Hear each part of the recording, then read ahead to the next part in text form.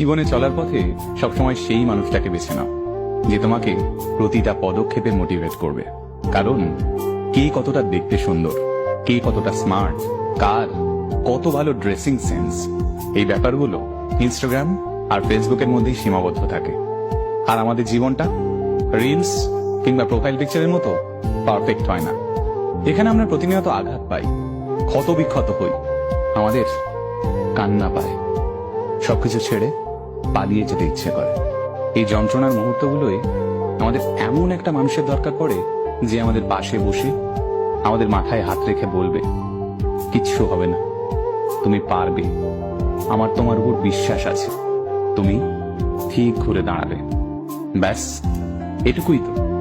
তাই এইরকম একটা মানুষ খোঁজো আর নিজেও এইরকম একটা ইন্সপায়ারিং মানুষ হওয়ার চেষ্টা করো, তাহলেই দেখবে জীবনটা অনেক সহজ হয়ে গেছে।